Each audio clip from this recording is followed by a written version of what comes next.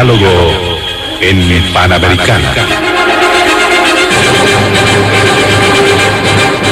Una producción del Departamento Periodístico de Panamericana en su mejor estilo.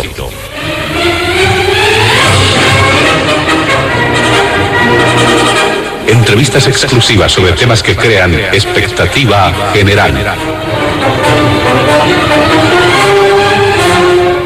Diálogo en Panamericana. Los sábados al mediodía y cada domingo a las 8 de la mañana. Y en trasnoche a las 24. Quedan ustedes con el staff de periodistas de Radio Panamericana.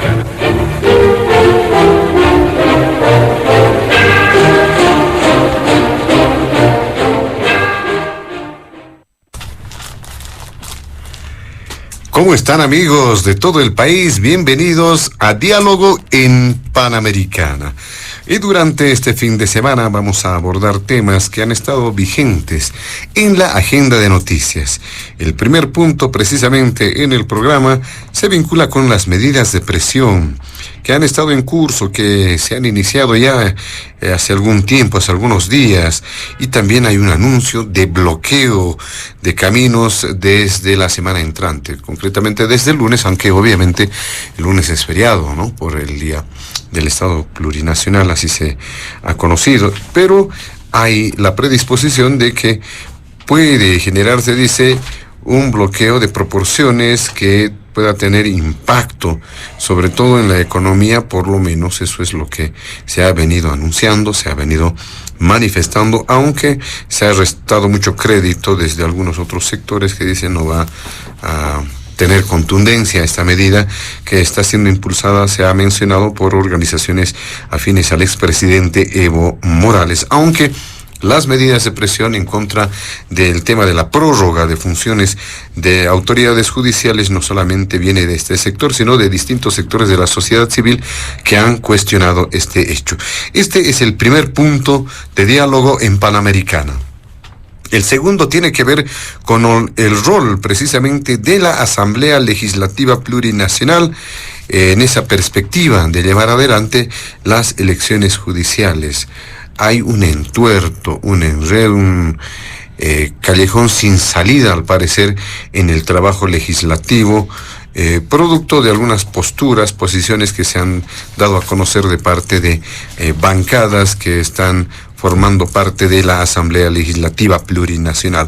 Vamos a evaluar precisamente cuál es este rol que están jugando los legisladores. Y finalmente, en el tercer punto, la situación económica. Esto ante una instructiva que se ha lanzado de parte del Ministerio de Economía respecto a un plan de austeridad. Se han generado muchas críticas, se dice que es una clara evidencia, una clara muestra de que no estamos bien económicamente, aunque desde autoridades de gobierno se ha aclarado que esa instructiva es anual, es permanente, es una forma de recordar, es un recordatorio para que las distintas entidades, instituciones públicas puedan tomar nota de esta política de austeridad. Estos tres puntos están en la agenda de Diálogo en Panamericana. Nuestros invitados especiales de este fin de semana, y ellos han participado de un sorteo previo para establecer el orden de participación. Por ello, le damos la bienvenida inicialmente al periodista, al analista Hugo Moldis. También está junto a nosotros el analista investigador don Carlos Bert, y finalmente el exdiputado del Movimiento Nacionalista Revolucionario, don Luis Eduardo Siles. Junto a ellos estaremos desarrollando la agenda de Diálogo en Panamericana este fin de semana. Antes de iniciar con las primeras consultas en el programa, como siempre, vamos a solicitar a nuestros invitados especiales del fin de semana evitar emitir cualquier criterio que sea considerado de racismo o discriminación en el marco de las normas vigentes en nuestro país. Le damos la palabra inicialmente a Hugo Moldis para que pueda dar cuenta de este primer punto del programa, estas medidas de presión que ya se han dado en Sucre, en Santa Cruz, y también hay anuncios de bloqueo desde la siguiente semana. Adelante, bienvenido. Bueno, buenas tardes Panamericana, buenas tardes José Luis. Un gusto para mí compartir en este momento puntos de vista, criterios con Luis Eduardo Siles, con Carlos Bert y sobre todo espero que este intercambio de puntos de vista pueda arrojar luces, las más que se puedan, a nuestros oyentes que, bueno, en el país, fuera del país, estamos ante un programa ya archiconocido y una radio de gran llegada, ¿no? Yo quisiera hacer una afirmación contundente para empezar. Lo que se está buscando con el tema de la prórroga en realidad esconde el interés de una facción del MAS conservadora o radicalmente conservadora para acortar el mandato del presidente Arce. No hay el interés ni de resolver el tema de la justicia, ni mucho menos hay el interés de beneficiar a la población. Se está buscando un elemento gatillador. Se lo ha venido haciendo desde el año 2021. Se ha tratado de montarse sobre la economía y hasta ahora no han podido.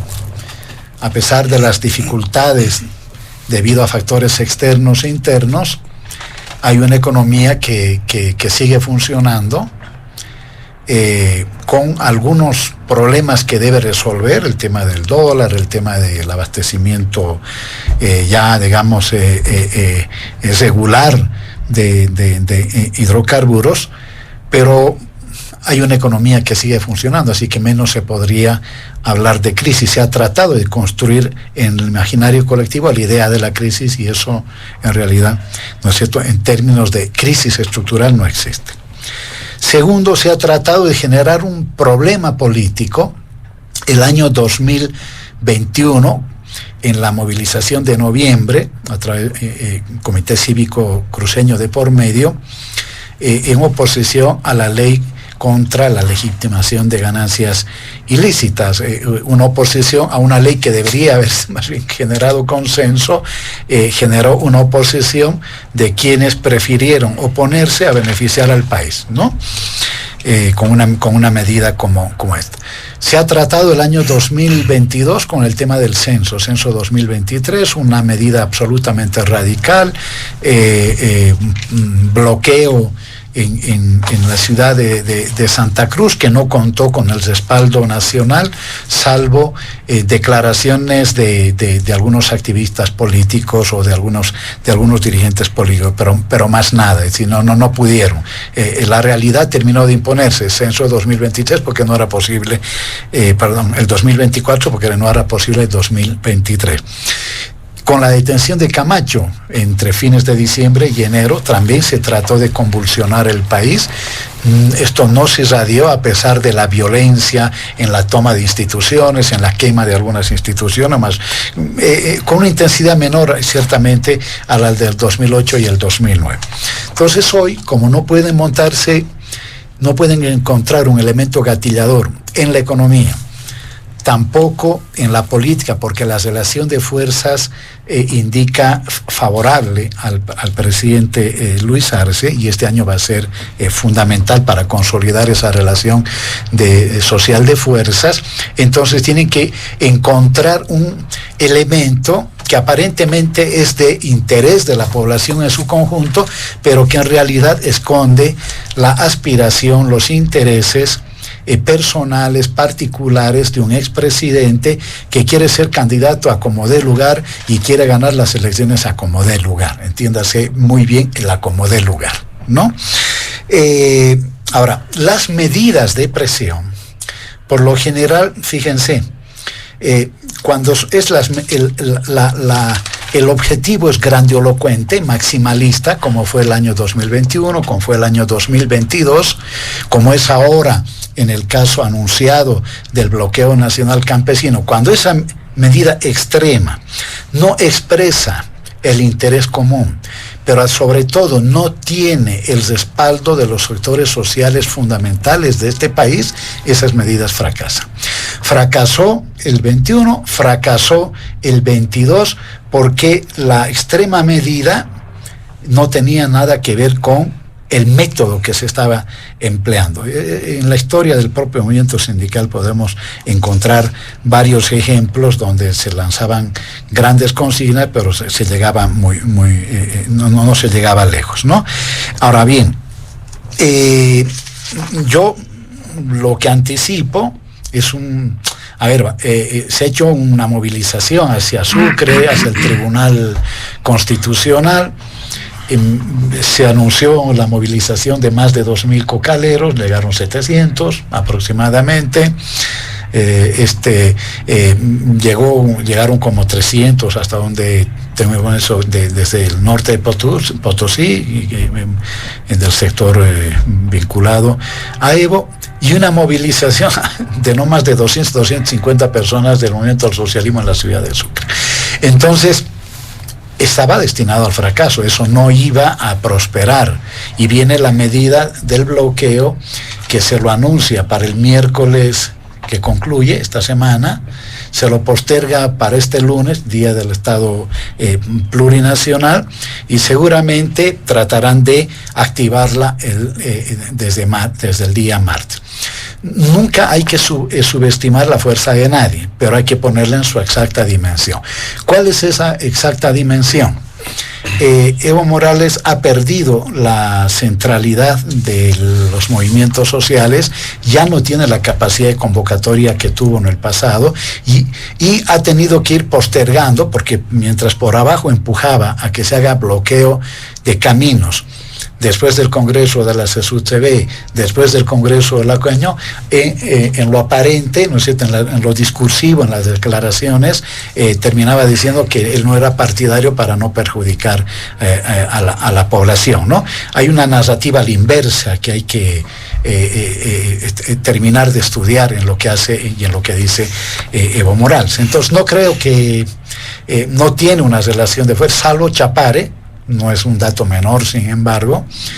El norte de Potosí, parte del norte de Potosí, creo que algunos bolsones en el departamento de Cochabamba, pero en el resto del país no va a tener el respaldo del movimiento campesino, de las comunidades interculturales, ni siquiera, y de las Bartolinas, que son fundamentales para un bloqueo nacional campesino. No estamos hablando de protestas en la ciudad que no se las percibe por ningún lado.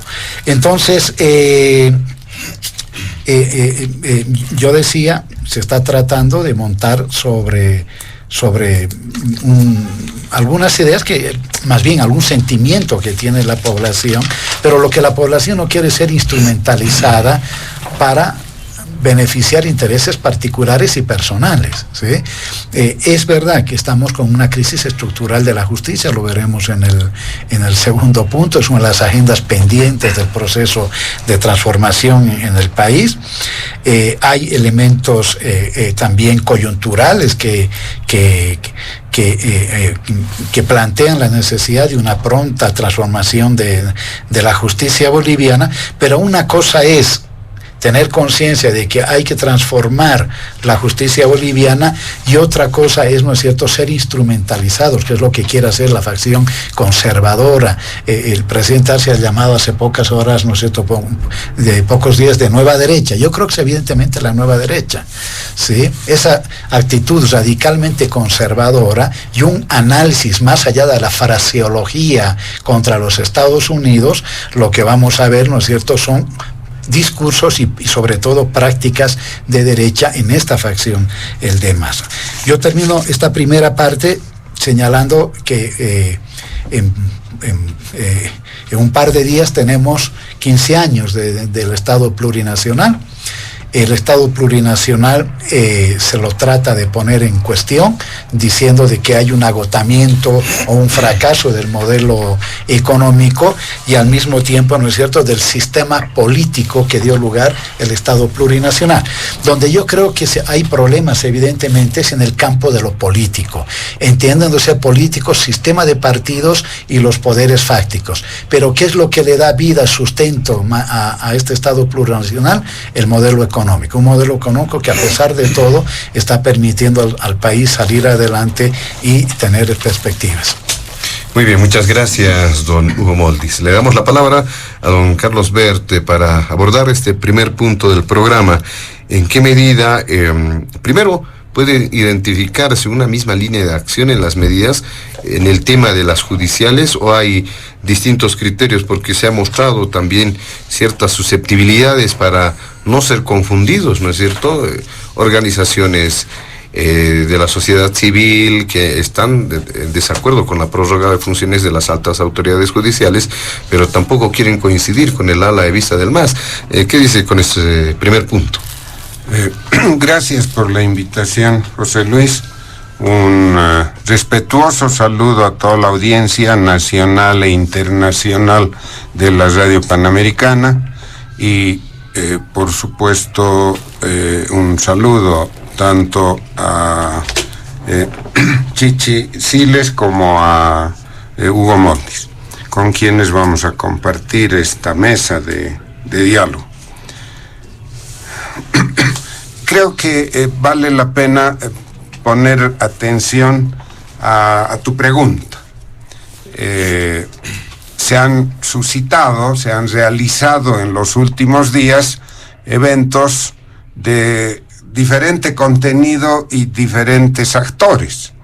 Ha habido el bloqueo, más que bloqueo, la vigilia de militantes de la fracción evista del MAS en Sucre frente al Tribunal Constitucional, al edificio del Tribunal Constitucional. Quisieron tomar el edificio, no pudieron hacerlo por el resguardo policial. Los anuncios de bloqueos que se hicieron, etcétera, saliendo de la misma fuente. Y por otro lado, organizaciones civiles, partidos en gestación de las fuerzas democráticas, realizamos también una marcha en Sucre y ayer en Santa Cruz, protestando, rechazando, ¿no?, impugnando la autoprórroga de los magistrados. Es necesario esclarecer esto, ¿no? Tienen el mismo contenido estos movimientos, estas manifestaciones de protesta. Revisemos el tema. Hay dos grandes corrientes de rechazo a la autoprórroga decretada por el Tribunal Constitucional mediante la declaración 0049 del año pasado, de fines del año pasado. El 11 de diciembre salió esa declaración.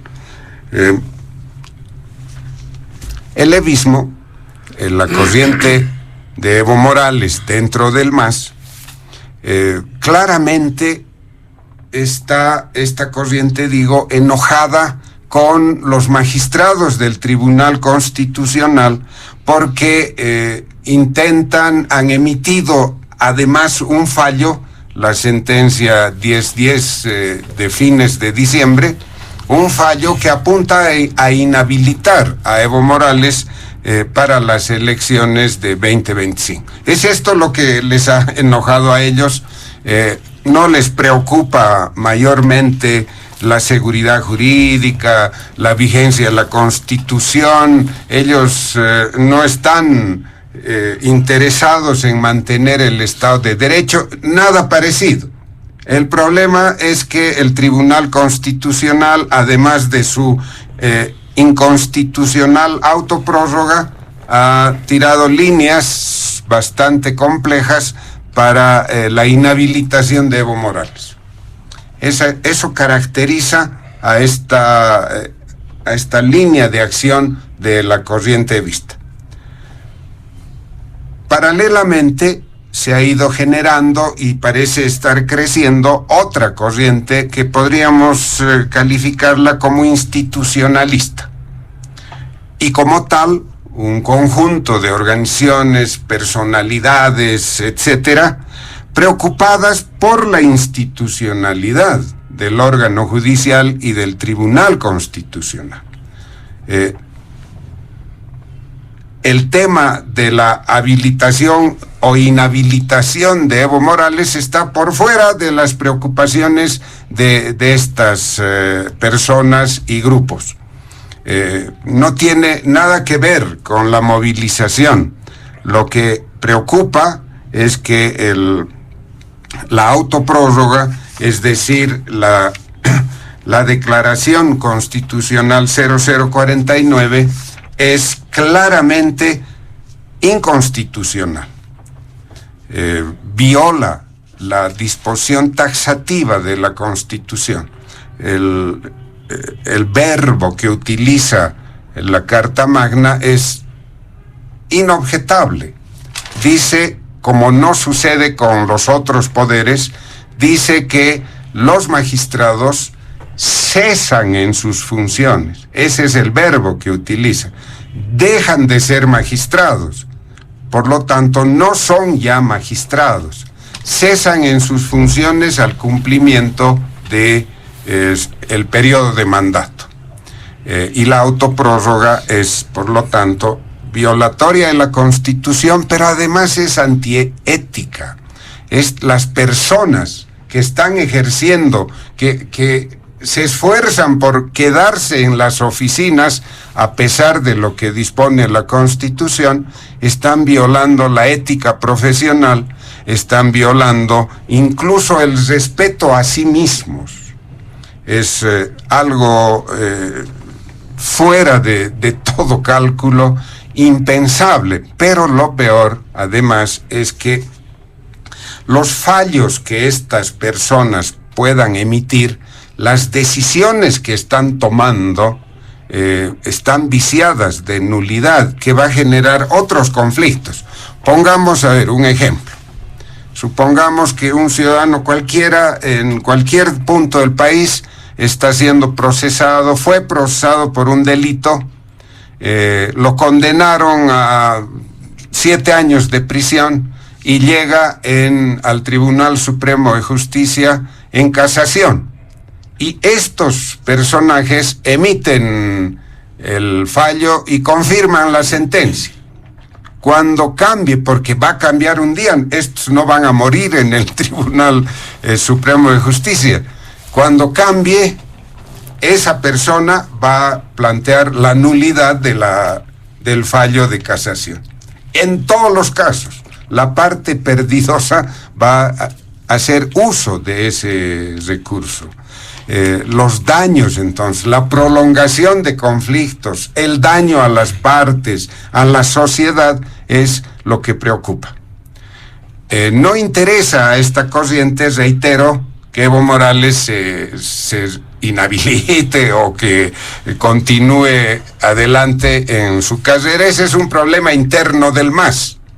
Bien, esclarecido esto, sin embargo, hay que poner énfasis en lo siguiente. Está claro que lo que ha generado el conflicto y está adquiriendo ya creciente protesta y malestar social es resultado de las disputas internas del MAS. No es otra cosa. La línea de tiempo de todo lo que ha sucedido desde marzo de 2023 en la Asamblea Legislativa con el Tribunal Constitucional, comenzando por el fallo del Beni del 13 de abril, la Sala Constitucional del Beni, que fue la primera que suspende el reglamento de la preselección desde ese momento hay una secuencia de hechos donde sistemáticamente el Tribunal Constitucional ha ido bombardeando, ha ido impidiendo que la Asamblea Legislativa lleve adelante la preselección de los candidatos. No tiene mucho sentido, pero si desean, entramos en la segunda vuelta a los detalles. Está clarísimo que el magistrado Hurtado del Beni es uno de los autores, junto con el otro magistrado, Iván Espada, son los autores de toda esta trama que ha impedido que la Asamblea Legislativa cumpla su función. Entonces, es necesario decirle a la población esto, ¿no? Arce Catacora, su ministro de Justicia y esta corriente están abiertamente usando al Tribunal Constitucional para zanjar su conflicto interno. Que zanjen su conflicto, pero sin destrozar la institucionalidad, sin utilizar la justicia. Esto es imprescindible decirle a la población, y termino con lo siguiente. No obstante de todo esto, desde mi óptica, como analista, como constitucionalista, hay algo positivo en esta lucha, que hay que remarcarlo. El Tribunal Constitucional finalmente desautorizó la anterior sentencia 084-2007 que declaró la reelección indefinida como un derecho humano, contra lo que fue desautorizado por la Corte Interamericana, y ahora finalmente en esta disputa interna del MAS se generan condiciones y el tribunal prácticamente ha liquidado la sentencia 0084. Eso es positivo. Estábamos esperando, toda la sociedad esperaba eso, porque era un absurdo lo que hicieron esos magistrados a pedido, por orden de Evo Morales. Bien, esa es la visión que tenemos y ojalá sea esclarecedora. Muy bien, muchas gracias, don Carlos Bert. De todas maneras, es en el primer punto en el que estamos abordando precisamente los pros, los contras de las medidas de presión en concreto, si va a tener impacto o no va a tener impacto. Y en la segunda parte en el segundo punto más bien estaremos dando cuenta del trabajo legislativo concretamente sobre la posibilidad o no de convocatoria de elecciones judiciales. Su turno, don Luis Eduardo Siles, a propósito de este primer punto, ¿en qué medida los bloqueos, las medidas de presión podrían tener efecto en determinado momento? ¿Hay condiciones, no hay condiciones para que haya precisamente una medida de presión, medidas callejeras que tengan fuerza? ¿Qué dice usted? Bueno, muy buenas, José Luis, un agradecimiento por la invitación, un saludo cordial a don Hugo Moldis, don Carlos Bert, que participan con nosotros en este debate, y un saludo a toda la audiencia de Radio Panamericana. Lamentablemente, no creo que haya otro país en el mundo que sea tan aficionado a los bloqueos, ¿no es cierto? Bolivia es realmente el país de los bloqueos, por lo menos en Sudamérica, en América. No creo que haya otra cultura que recurra sistemáticamente al mecanismo del bloqueo para resolver sus conflictos, y que pasa el tiempo, pasan los gobiernos y seguimos en las mismas. Esto es realmente dramático, ¿no es cierto? Los bloqueos son un acto que dificulta la productividad, la exportación, el crecimiento. A veces incluso no se deja pasar ambulancias con heridos adentro. El bloqueo es un acto que deberíamos tender a erradicar en nuestro país si queremos encontrar soluciones a los problemas. El gobierno dice que va a tratar de respetar la transitabilidad, que el que bloquea es el señor Morales. La realidad es que aquí hay una disputa entre arcistas y evistas por seguir manteniendo un gobierno que ya lleva 18 años, que ya no tiene nada que ofrecerle al país, cuyo modelo económico está absolutamente acabándose, ya ha terminado. O sea, ya no hay más aquí, ninguna posibilidad de ofrecerle nada al país, puesto que no hay gas, no hay dólares, no hay exportación, no hay inversiones, no hay crecimiento, y lo que se está disputando aquí es una disputa política llevada al terreno pseudo jurídico, porque en realidad la institucionalidad del país se viene destruyendo desde el 2006. Prácticamente ya no existe ninguna área del país que no haya, y del Estado, que no haya sufrido esa destrucción. Pero en el fondo aquí Evo Morales y Arce Catacora son lo mismo. Aquí Evo Morales gobernó en la época en la que había bonanza, realmente hubo muchos recursos, mucho dinero, que no los generó ni él ni el movimiento socialismo, sino los gobiernos anteriores, y Arce Catacora ya no tiene esos recursos. Pero en el fondo aquí este es el régimen que va hacia la escasez de todo, a la escasez de bienes, a la escasez de dólares, sobre todo a la escasez de ética, a la escasez de gobernabilidad. ¿Quién es el gran bloqueador? El señor Morales, obviamente. ¿Y qué busca? Busca que los que son finalmente sus émulos, es decir, aquellos que están haciendo lo que él hizo, los del Tribunal Constitucional, no tengan éxito en esto. Pero ¿quién es el prorroguista en jefe aquí? Es decir, el máximo, quien apeló históricamente a la prórroga como nadie. Es él, pues. Él justificó cuando se cambió de la República al Estado plurinacional para prorrogarse una vez, diciendo que la anterior vez no contaba. Pervirtió el concepto de derechos humanos para decir que esto es un justificativo para prorrogarse. Y esto creo que no se ha hecho con suficiente vehemencia. Realmente agarrar un tema tan central, tan importante como los derechos humanos, tan sagrado, diría yo.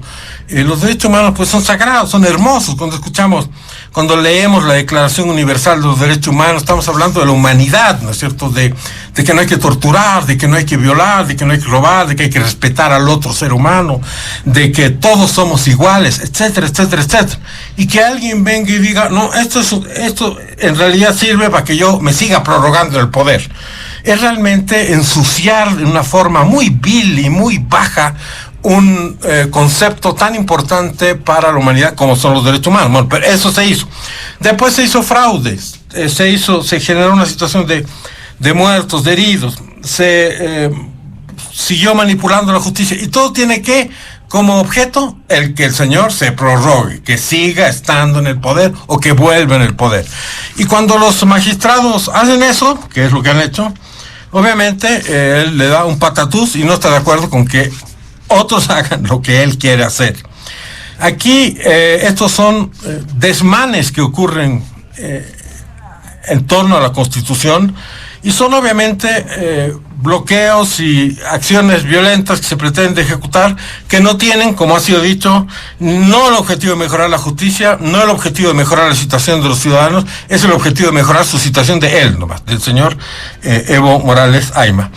Entonces, él hace lo único que sabe hacer, ¿no es cierto?, que es bloquear. O sea, bloqueó, extorsionó antes de llegar a la presidencia, bloqueó desde el gobierno, bloqueó después de estar en el gobierno, hizo el bloqueo del oxígeno, donde presuntamente su propia hermana fue víctima del mismo, y sin embargo ahora, después de todo este tiempo, ¿qué es lo que sigue haciendo? Bloqueando. Yo creo que esto es un retroceso para el país, y que en este conflicto entre arcistas y evistas, a pesar de que son bastante similares, bueno, Arce le está ganando a Morales, ¿no es cierto? Ha cooptado todos los poderes del Estado, ha imitado lo que Morales hacía, pero lo hace mejor, con mayor eficiencia, y ha sobre todo copiado la falta de respeto por la institucionalidad y la democracia que antes había, pero ya ahora más efectivamente, y en contra del propio Morales.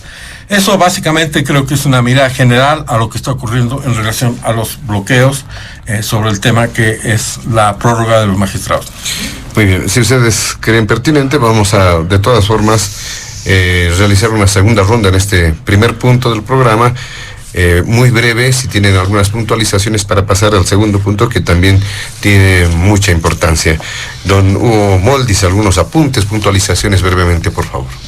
Sí, la primera, extraña sin embargo la coincidencia en algún objetivo entre esa facción evista cuyo interés único y absoluto es tener a Evo de candidato el 2025, y si puede antes, y digo y si puede antes porque está claro que algunos de su entorno más cercano, más próximo, lo han dicho o abiertamente o en varios talleres, seminarios, entre comillas, del movimiento al socialismo, en sentido que 2024 ya lo querían hacer el 2023, pero el 2024 debería marcar la finalización de la gestión del presidente Arce.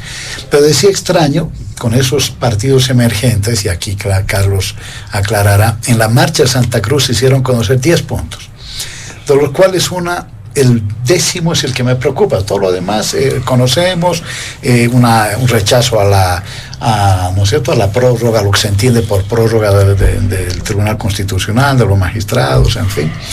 El punto número 10, ¿no?, si bien recoge la prensa, habrá que ver eso, señala que nos negamos a celebrar el bicentenario, ¿sí?, 2025, con la presencia de un dictador,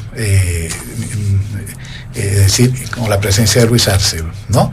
Porque eso va a ser agosto del 2025, que yo sepa, las elecciones son octubre, septiembre, hasta ahora no hay un calendario del 2025, ¿no? Y extraña, diría, esa yo no creo que haya nada pactado, ¿sí? No voy a hacer volar la teoría de la conspiración, pero muchas veces tácticas distintas, con objetivos estratégicos, tácticas similares a veces, con objetivos estratégicos distintos, suelen generar un ambiente de convulsión social, de inestabilidad política y por lo tanto de la posibilidad de una salida, en este caso que pueda ser la renuncia del presidente Arce y el adelantamiento de elecciones, ¿sí? Muchas veces se han dado en la historia ese tipo de coincidencias. La segunda... Ese sería, perdón, don Hugo Moldis, el objetivo principal, ya es la segunda vez que hace referencia a esta posibilidad. ¿Ese es el objetivo principal de este movimiento? Yo creo que sí. En este caso sí voy a separarlo. Yo creo que dos objetivos clarísimos en la facción conservadora del MAS. Derrotar a Luis Arce el 2024.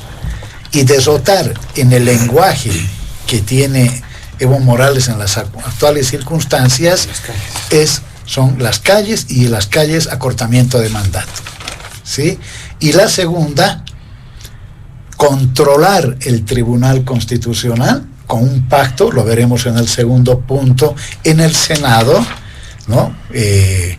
Con la derecha, creemos, Comunidad Ciudadana, para controlar el Tribunal Constitucional y ahí volverse, ¿no es cierto?, rehabilitarse como candidato para las elecciones 2025. Ahora, ¿puede lograr esto?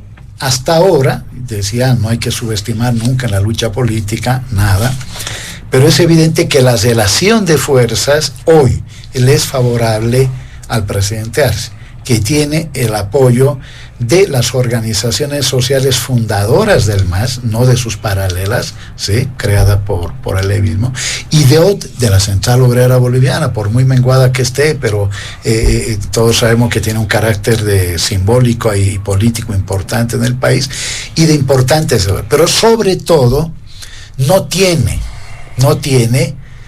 la capacidad de movilizar con una perspectiva desestabilizadora a sectores urbanos, a capas urbanas.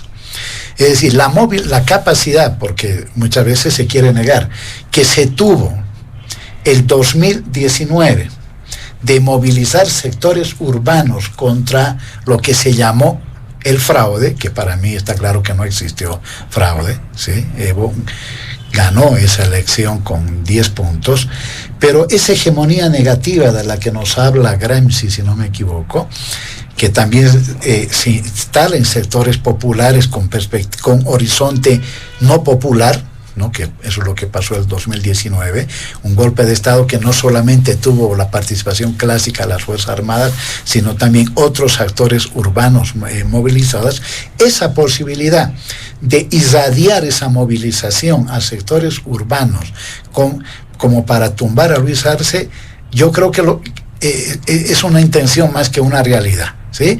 Hay una relación de fuerzas adversa. Evo Morales ya no tiene la capacidad de convocatoria, ni de articulación, ni organización, ni movilización que en el pasado, lo cual no implica que el peligro no existe, ¿sí? Así que el tema de la movilización con el tema de la prórroga, porque aquí el tema central de este punto son las medidas de presión, es un argumento, un pretexto que tiene Evo Morales para querer habilitarse a como dé lugar, ¿no?, en las elecciones del 2025.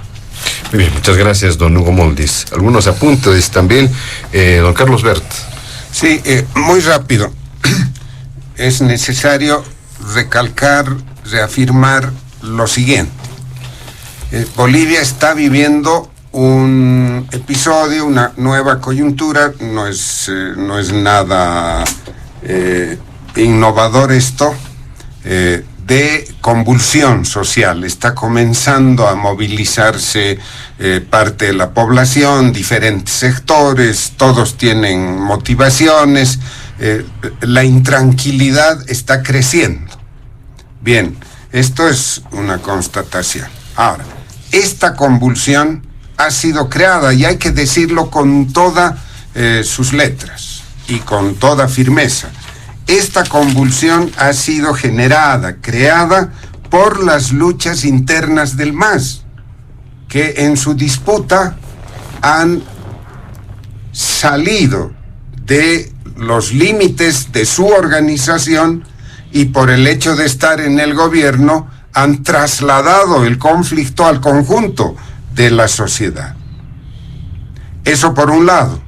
Y por el otro lado, la obstaculización de las elecciones por la fracción arcista y la instrumentación del Tribunal Constitucional para cumplir sus objetivos en la lucha interna. Esos son los factores que están generando la convulsión, ya generaron la convulsión. A esto debemos añadir, como comentario entre paréntesis, que no debemos perder de vista la motivación subalterna de los magistrados que emiten la declaración autoprorrogándose. Ellos buscan simplemente permanecer en el cargo para seguir percibiendo sus jugosos sueldos. Por eso se dice que, además de inconstitucional, esa declaración, esa resolución es antiética, viola los principios más elementales de la de la ética, perdón. Ahora bien, los destrozos de la institucionalidad en el país, como señaló Chichi, no se limitan al órgano judicial y al Tribunal Constitucional, que es el turno de estas dos entidades. Recordemos que en los meses anteriores hubo otro debate. Utilizando a la justicia, les recortaron a la Asamblea Legislativa su capacidad fiscalizadora, su atribución para convocar a los ministros, ¿no? Con un fallo de la justicia constitucional, creo que llegaron al absurdo de declarar que convocar a los ministros todo el tiempo a la Asamblea violaba el derecho al trabajo, no sé, una estupidez así de tamaño muy grande, ¿no? Pero también han violado, han incursionado, están manipulando el órgano electoral. O sea, son todos los órganos de poder que están siendo sumidos en el conflicto interno y se está afectando duramente al país. No puedo cerrar esta intervención sin explicar simplemente el punto 10. No tiene ninguna otra intencionalidad que decir que es lamentable para el país que el presidente Arce Catacora, que es el autor de todas estas cosas, uno de los autores, no es el único, sea el que encabece el segundo centenario. Es lamentable que esto suceda porque el segundo centenario debía ser un momento de gran unidad, pues, de Bolivia, ¿no? De todos los habitantes. Cumplir 200 años de vida debía hermanarnos a todos, pero no, llegamos al segundo centenario en medio de estos conflictos, la sociedad polarizada. Esa es la única intención, no hay otra, y si hay que decirlo con todas las letras, Arce Catacora debe cumplir su mandato, sin ninguna duda. A pesar de este lamentable episodio, debe cumplir su mandato. Muy bien, muchas gracias, don Carlos Bert. Finalmente, cerrando este primer punto, don Luis Eduardo Siles, sus apuntes.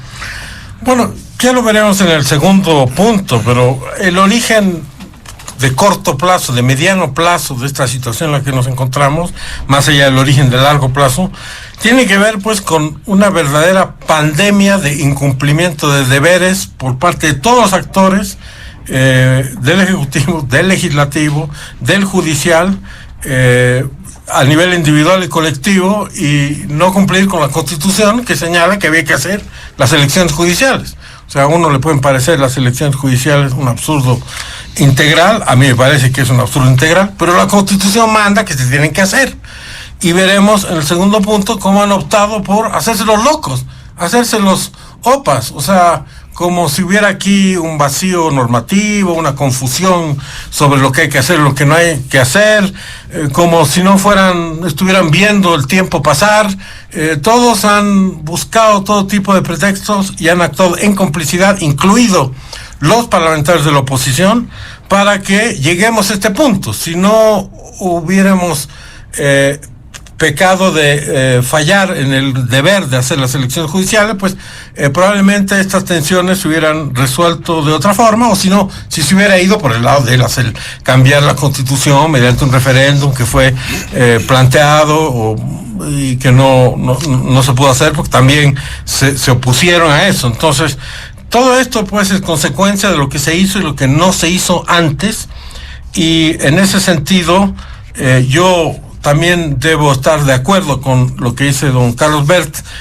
No podemos volver a interrumpir los términos de mandato de los presidentes y jugar a derrocar, a convulsionar, porque el país ya no aguanta nuevas convulsiones. Es decir, lo que estamos extremas, lo que estamos viviendo en términos económicos, lo vemos en el tercer punto, amerita realmente es un esfuerzo por hablar, por escucharse, por concertar, por tender puentes y por respetar la normativa vigente y la Constitución para no llegar a extremos, porque la precariedad de la economía, resultado de todo lo que también de lo que se ha hecho y lo que no se ha hecho estos años, hace que no va a ser fácil que el pueblo boliviano pueda soportar una crisis económica agravada por factores digamos políticos. De hecho, eso está ocurriendo, ¿no es cierto? Cuando se atrasan los créditos, cuando no se aprueban cosas en la Asamblea, el efecto no es solo para el gobierno, sino para todo el país, porque la poca economía que hay ya tiene problemas más grandes. Muy bien, muchas gracias, don Luis Eduardo Siles. Nos vamos al segundo punto de diálogo en Panamericana, que si bien tiene vínculos, se relaciona con el tema judicial, vamos a hacer referencia fundamentalmente al trabajo de la Asamblea Legislativa Plurinacional. Existen acusaciones y contraacusaciones. Personalmente hemos podido percibir durante todo este tiempo, casi todo el 2023, muchas dificultades, bloqueos, barreras, obstáculos para que puedan cumplir los legisladores con esa tarea de llevar adelante primero la preselección para que el órgano electoral pueda dar cuenta de las elecciones judiciales. Es de conocimiento público que se han interpuesto algunos recursos judiciales, hubo dilatación también en los plazos que tienen como parte del plazo perentorio en el legislativo hasta agotar hasta el final. Lo mismo ha ocurrido con el sistema judicial. Así ha pasado el 2023 y al final el desenlace ha sido que no se pudo llevar adelante este trabajo. ¿Qué hace pensar que ahora pueda ocurrir algo distinto? Si bien todos coinciden de dientes para afuera, decir que hay que agilizar un trabajo concertado, consensuado para viabilizar las elecciones judiciales, eso está muy distante. ¿Qué se puede hacer? ¿Cuál es el elemento que puede de alguna forma viabilizar un trabajo rápido, ágil, transparente, además honesto de los legisladores para viabilizar elecciones judiciales? Empecemos con usted, don Hugo Moltis. Sí, dos consideraciones previas. La primera, creo que hay coincidencia por anticipado entre los aquí presentes de que la Asamblea Legislativa Plurinacional fracasó. Fracasó por lo menos en su obligación de cumplir la Constitución, de llegar a consensos interpartidarios para lanzar una convocatoria para elecciones judiciales, ¿no? Y del Tribunal Constitucional como manda la Constitución. Fracasó. Y evidentemente fracasó, y ahí viene una segunda consideración, porque hay una evidente crisis en el sistema de partidos, ¿sí? División en creemos, dos facciones en el movimiento al socialismo y disidentes en Comunidad Ciudadana. Eso desordenó aún más ya la conflictiva situación política.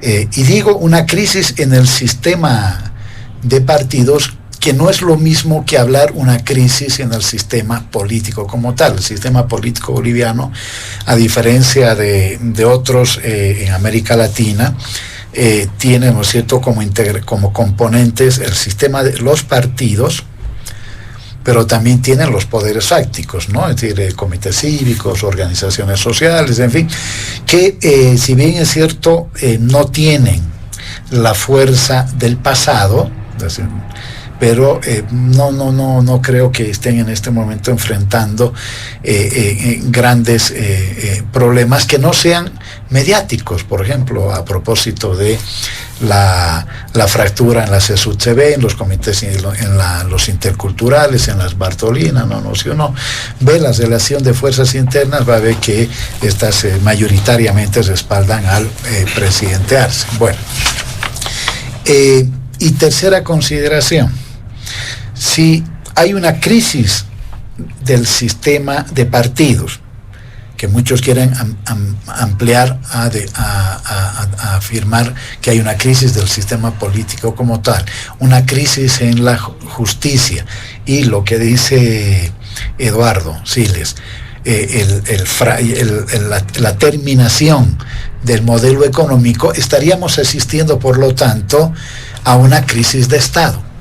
Y una crisis de Estado, ¿no?, se resuelve o en una dirección de refundación o de una alternativa incluso que va más allá de los límites legales y constitucionales. Eso no creo que exista. No hay crisis de Estado. Y no hay crisis de Estado por una sencilla razón. Porque a diferencia de lo que se ha dicho acá, sobre todo Chichi Siles, el modelo económico sigue siendo la base material fundamental del comportamiento, del desarrollo, no solo de la economía, sino de la propia democracia boliviana, ¿sí? Es lo que le da energía, lo que le da oxígeno a la democracia boliviana, es la economía boliviana. Entonces, hechas esas consideraciones, yo diría lo siguiente: hay una manifiesta intención, por ejemplo en el proyecto 144, que ya felizmente el Tribunal Constitucional dio luz verde a las observaciones que se presentaron contra ella. Se hizo el control de constitucionalidad y le dio la razón a quienes plantearon observaciones al proyecto del 144. ¿Cuáles eran esas observaciones? Que en los hechos iba a haber una caricatura de preselección, por lo tanto una recaricatura de elección, porque se había vuelto, y eso es lo que se quiere, a la lógica del cuoteo. Cuoteo basado seguramente en criterios territoriales, entre comunidad ciudadana, entre Creemos y entre la fracción conservadora del MAS. ¿Sí? ¿Cómo se expresaba eso? En la propuesta de la plancha. ¿Sí? De dos maneras. La primera, en la forma de evaluación de los preseleccionados, de los precandidatos. ¿Sí? Ya no iba a haber una evaluación, entrevistas, incluso escritas, orales, en fin, presenciales, no. Se estableció un puntaje, ¿no? Y en ese puntaje, evaluación profesional, ¿sí? Todo de gabinete, 50, formación académica 40 y producción intelectual 10.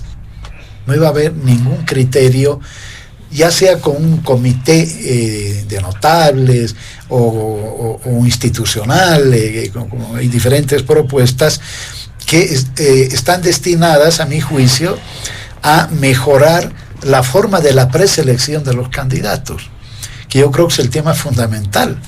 ¿Sí? Fracasó las elecciones judiciales, o por lo menos no dieron el resultado que uno esperaba, porque el tema de la preselección fue donde se falló. ¿Sí? Y creo que hay que asumir autocríticamente esa realidad. Y por lo tanto, no contribuyó, a mi juicio, a cumplir una de las agendas pendientes del proceso de cambio en Bolivia, que es la transformación estructural, la reforma estructural de la justicia, que no va a tono con el comportamiento de la economía. Y la segunda forma de verificar que esto era volver al cuoteo es la elaboración de planchas. Planchas para el Consejo de la Magistratura, plancha para el Tribunal Agroambiental, planchas para el Tribunal Supremo de Justicia y plancha para el Tribunal Constitucional. Por lo tanto, ya en la preselección estaba determinado, ¿no es cierto?, el resultado de la votación popular. Lo de la votación popular iba a resultar ya no solo una caricatura, una recaricatura. ¿Sí? Yo creo que es importante mantener, algunos están planteando modificación constitucional, yo creo que el mecanismo de la elección de magistrados y vocales del órgano judicial y el Tribunal Constitucional es correcto, y que lo que hay que, sin embargo, ponerse a trabajar más seriamente es en la forma de la preselección de sus candidatos, que no pasa por la elaboración de planchas. Entonces, cuoteo entre lo que se ha dicho ya, la derecha tradicional y la nueva derecha, es una forma de volver a los 20 años de neoliberalismo, donde había un cuoteo de quienes se hacían cargo del legislativo, quienes del ejecutivo, a quien le daban la presidencia, a quienes le daban el llamado en aquel entonces Poder Judicial, pero también el cómo se expresaba esa relación de fuerzas en el tribunal, en llamada Corte Nacional Electoral. Eso es lo que explica de manera muy clara el fracaso de la Asamblea Legislativa Plurinacional. Y en otras cosas más, ya lo ha planteado Eduardo Siles, demora o postergación en la aprobación de leyes económicas,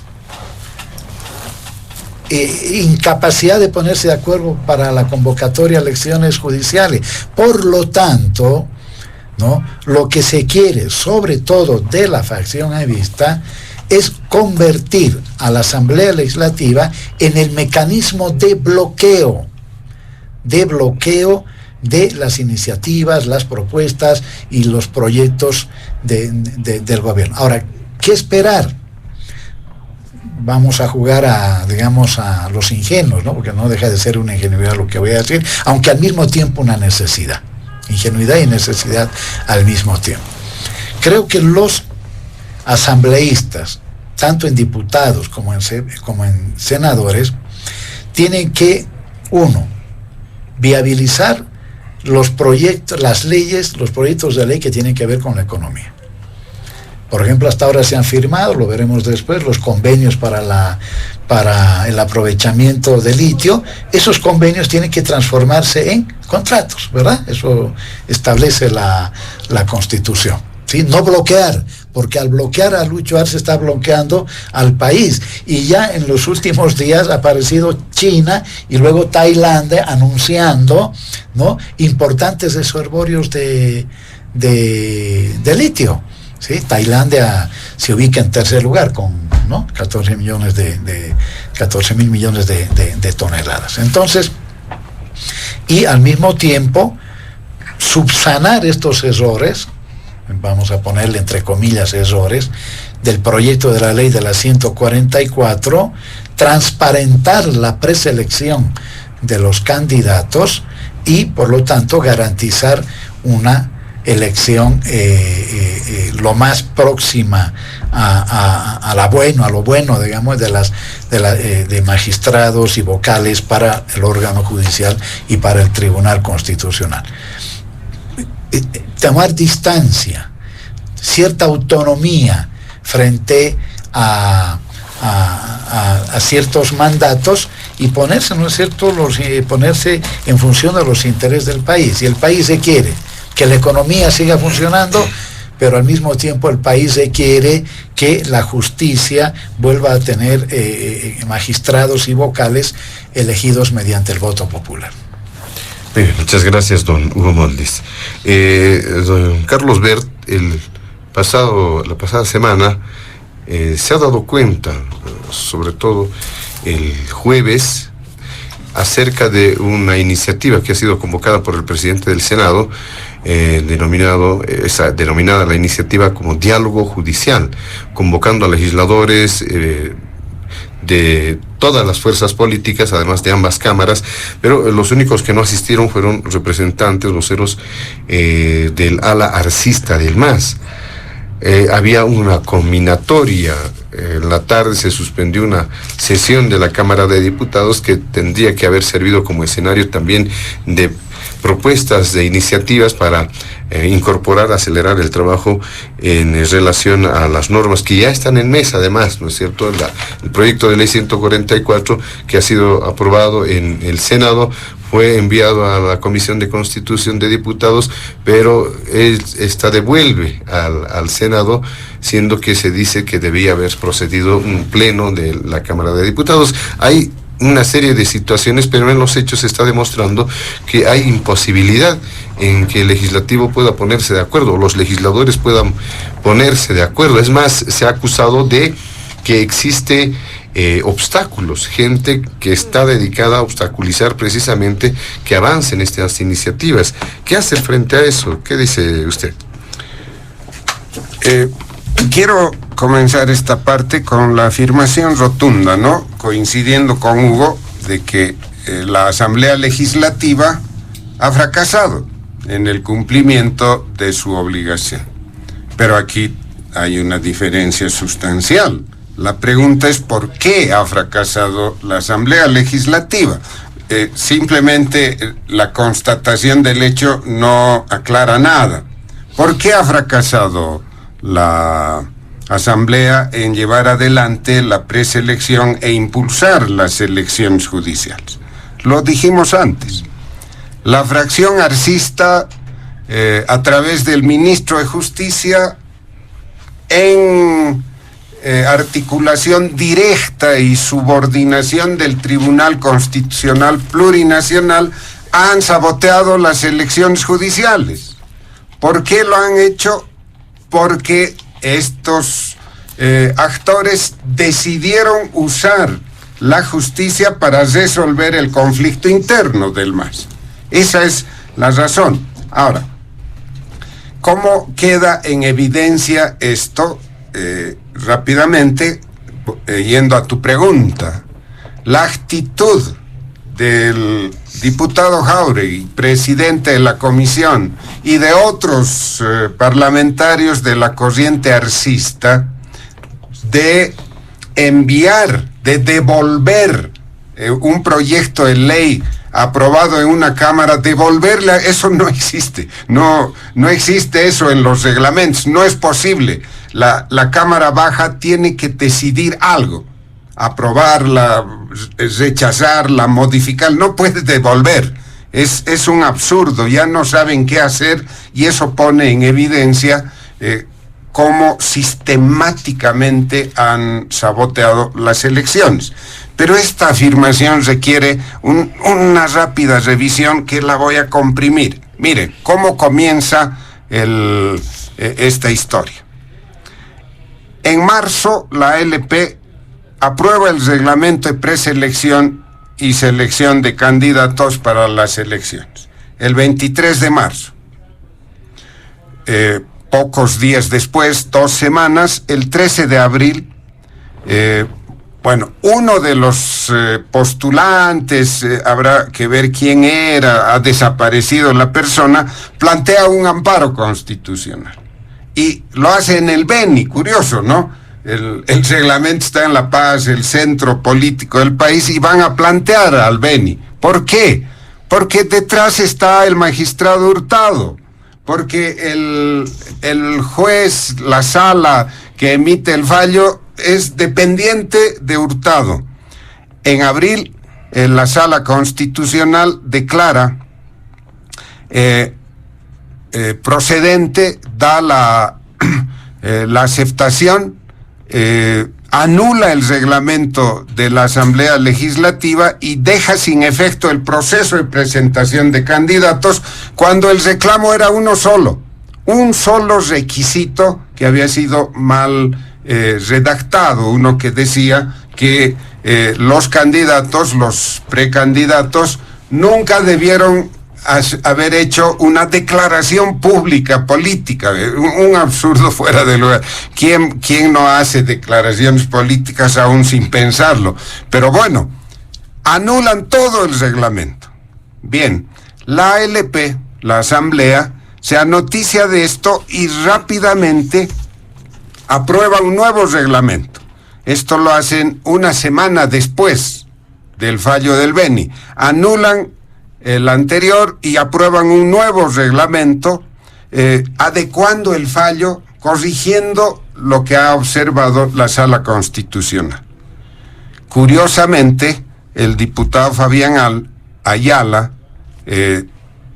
plantea una acción de inconstitucionalidad abstracta en contra del nuevo reglamento. Este diputado Fabián Ayala es de Creemos, pero a estas alturas está claro que es uno de los disidentes de Creemos que está siendo instrumentado por fuerzas políticas. Plantea la acción de inconstitucionalidad abstracta contra el nuevo reglamento. Todavía la ALP da otro paso. Aprueba la ley 1513 para darle fuerza al proceso. ¿Qué sucede? El 31 de julio, el Tribunal Constitucional emite la sentencia 0060 y nuevamente anulan el reglamento, y esta vez el tribunal se atreve a dar un paso que a los magistrados que firman esto les va a costar muy caro en el futuro. Dan el siguiente paso. En esta sentencia afirman que los 2/3 para la aprobación de las listas debe aplicarse a todo el proceso. Desde la convocatoria a las elecciones tiene que salir por 2/3. No existe disposición alguna, ni en la Constitución, ni en las leyes, en ninguna parte, para que decidan semejante cosa. ¿Por qué deciden eso? Porque ya no hay 2/3 en la Asamblea. Porque el MAS está dividido en 2, porque Creemos está dividido en 2, porque Comunidad Ciudadana tiene no sé cuántas expresiones. Entonces, meter semejante requisito es sabotear el proceso eleccionario. Pero sucede algo más. reacciona la Asamblea y en el Senado, cumpliendo los 2/3, aprueban la ley 144. Lo envían rápidamente a diputados tratando de viabilizar las elecciones. Y conocida la ley, el presidente de diputados, Jerjes Mercado, toma una decisión que no tiene ninguna justificación. Se trata de una ley para elecciones judiciales, que es atribución propia en la fase de preselección de la Asamblea Legislativa. Manda Jerjes Mercado en consulta al Tribunal Supremo de Justicia, que no tiene absolutamente nada que ver en el proceso eleccionario. Todo estaba ya pensado. El presidente del Tribunal Supremo rebota al Tribunal Constitucional. ¿Quién es el relator de este caso y del anterior? Iván Espada, el mismo magistrado. ¿Qué sucede entonces? El presidente del Tribunal Supremo cuestiona solo el artículo 2 y la disposición adicional sexta del proyecto de ley 144, que tiene como 60 artículos, creo. Solo 2 disposiciones cuestiona. No cuestiona toda la ley. Bien, en septiembre el tribunal emite el auto constitucional 0437, admite la consulta y ordena la suspensión del procedimiento de aprobación de la ley. O sea, claramente están maniobrando para impedir las elecciones. Y el 11 de diciembre sale la famosa sentencia, tristemente famosa, ¿no?, 0049, declarando la inconstitucionalidad de los artículos 14, 29, 31 y la declaración adicional séptima. O sea, no han anulado toda la ley, solo estos artículos. Bien, dejamos de lado la otra sentencia que habla de la inhabilitación de Evo Morales, porque es algo tangencial. Bien, ¿por qué entonces hoy, y aquí hay que dar una respuesta, ¿no? La pregunta es: rol del legislativo en la tarea para llevar adelante las elecciones judiciales. ¿Por qué entonces, si no es toda la ley que está anulada, por qué el presidente de la Comisión de Constitución de Diputados, por qué los parlamentarios arcistas, violando todos sus reglamentos, quieren devolver al Senado? Lo que debe suceder es lo siguiente: la Cámara de Diputados debe modificar los artículos que correspondan conforme a la abusiva sentencia constitucional. Corregido eso, le devuelven al Senado y el Senado inmediatamente acepta las modificaciones y se acabó. Tenemos la ley para las elecciones. O sea, nuevamente están maniobrando para impedir las elecciones judiciales a cualquier costo, porque vuelvo a lo inicial. Es el escenario que Arce Catacora ha escogido para derrotar a Evo Morales. Que lo derrote donde quiera, que vean lo que les dé la gana, es un problema de ellos, pero no destrocen la institucionalidad boliviana. Eso es lo que el país está rechazando, y aquí hago una afirmación categórica. Por hacer todo esto, los dos van a perder. Arce Catacora y Evo Morales están terminando su ciclo porque la población se está dando cuenta de cómo manejan la institucionalidad del país. Muchas gracias, don Carlos Bert. ¿Qué dice don Luis Eduardo Siles en este segundo punto? Adelante.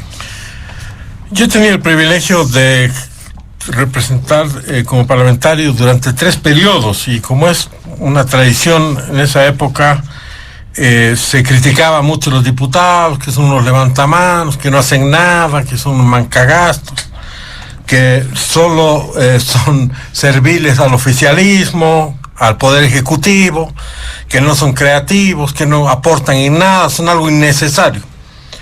Pero francamente, y sin querer caer en la moda de decir tal gestión es la peor gestión de la historia, yo creo que esta Asamblea Legislativa es la peor que ha tenido nuestra Bolivia desde el retorno de la democracia. Es decir, aquí vemos de que pudieron hacer un adefesio de edificio que está ahí en la Plaza Murillo destruyendo el ambiente colonial, aunque eso creo que corresponde a la anterior gestión. Pero más allá de ese aspecto visible, la gestión legislativa realmente es de una pobreza y de una eficiencia muy poco destacable, y carece de resultados, carece de figuras parlamentarias y carece de la capacidad de encontrar soluciones a los grandes problemas de este país. No hay capacidad de diálogo, de encontrar consensos, no hay quien lidere este proceso. Pero a mí me parece importante preguntarse quién se hace cargo de todo esto.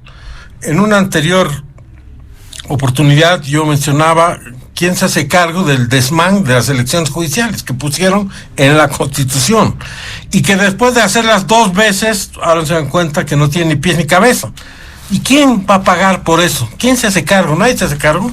O sea, aquí los que cometen ese tipo de desmanes incluso son olvidados, reciben como premio un puesto, a veces diplomático, y no se hacen responsables de sus actos. Aquí igual, ¿no es cierto?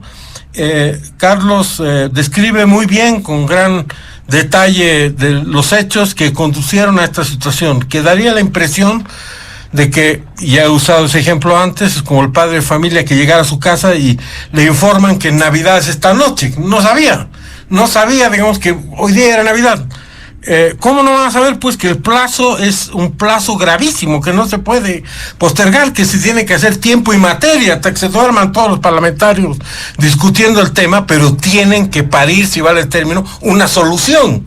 No pueden decir, no podemos, nos vamos a nuestra casa, ahora violaremos la Constitución porque no hemos encontrado una salida. No puedes. Aquí hay personas con nombre y apellido. El señor David Choquehuanca es el presidente de la instancia legislativa. Es el que tenía que liderizar el proceso, el que tenía que encontrar solución. Y si no lo puede hacer, tendría que renunciar, decir, no puedo hacer esto, o sea, no estoy a la altura, me voy. Lo propio los presidentes de las cámaras, los presidentes de las comisiones de Constitución y Justicia, y los mismos parlamentarios en su responsabilidad individual. Entonces, esto realmente nos lleva a una farsa que es la que ha sido pertinentemente descrita, que, como también ha sido reiterado, ya abarca todos los sectores de la sociedad, ¿no es cierto? Un policía que acogota a otro policía delante de todos, lo nombran después general. Unos jueces que liberan a alguien condenado a 30 años sin derecho a indulto, lo sancionan y después vuelve a ser juez. Entonces esto ya es algo así, una cosa surrealista, apocalíptica, ¿no es cierto? El apocalipsis no había sido que vienen bolas de fuego desde el cielo, sino que ya nadie se entiende con nadie, todo es mentira, todo es puesta en escena, nada se respeta, ni los valores, ni las personas, ni las leyes. Entonces esto realmente es algo a lo que estamos yendo de la mano de este gobierno, de esta oposición y de estos actores políticos.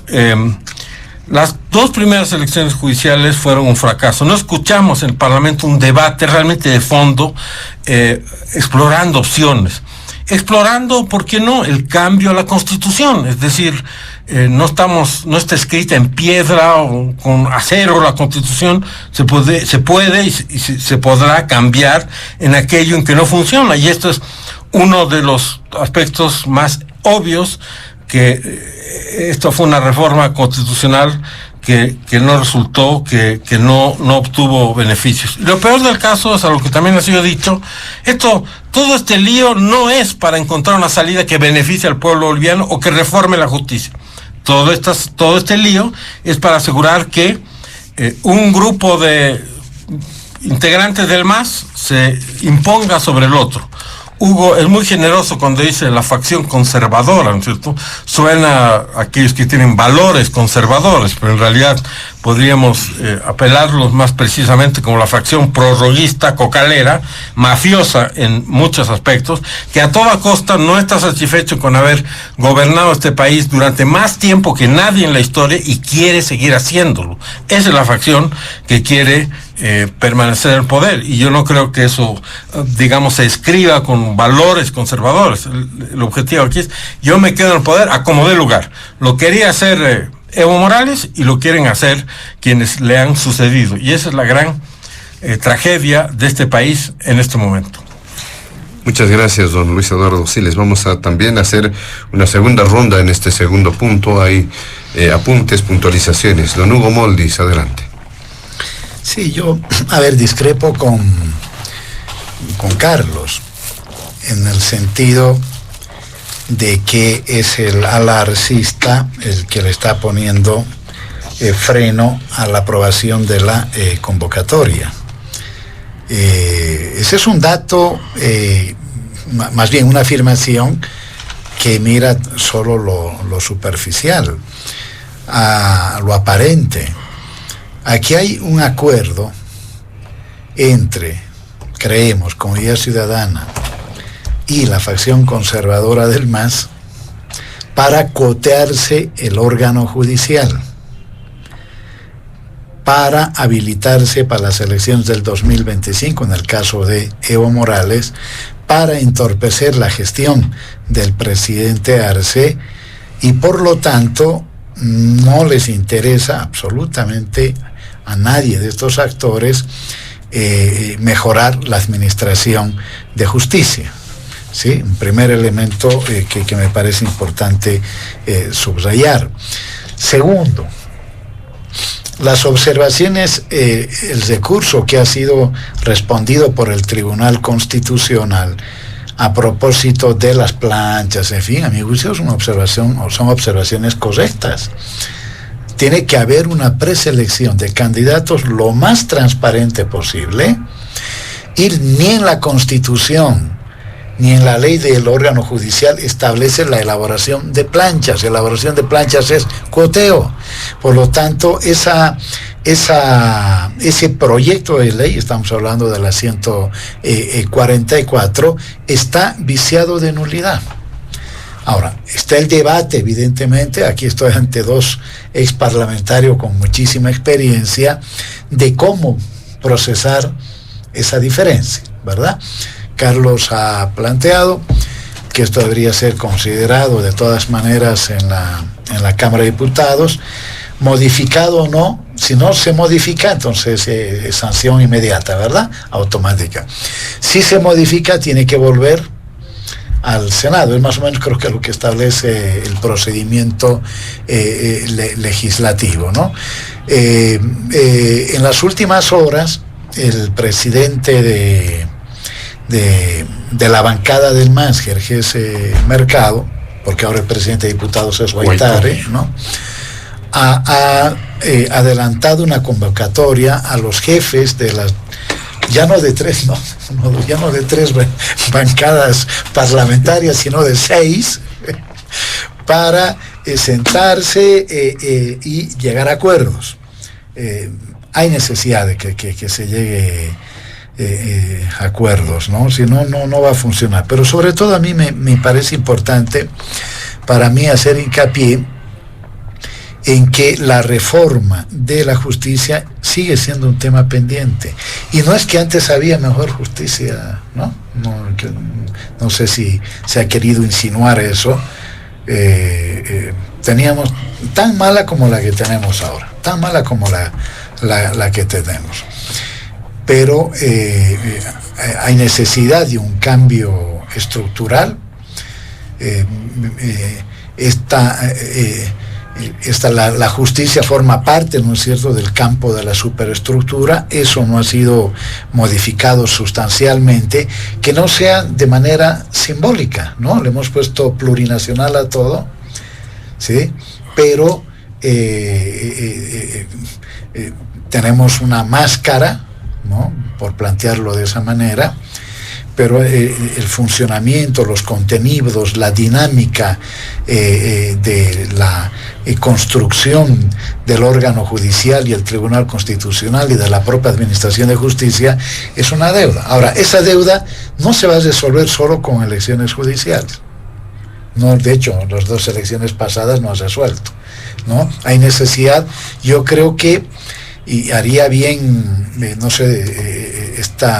esta iniciativa de Jerjes Mercado, en fin, de no solo buscar consensos en cuanto a la ley de convocatoria, sino de trabajar en una ley que defina la ruta integral e estructural de la reforma judicial. Mientras tanto, seguiremos con ese acuerdo espurio, con ese acuerdo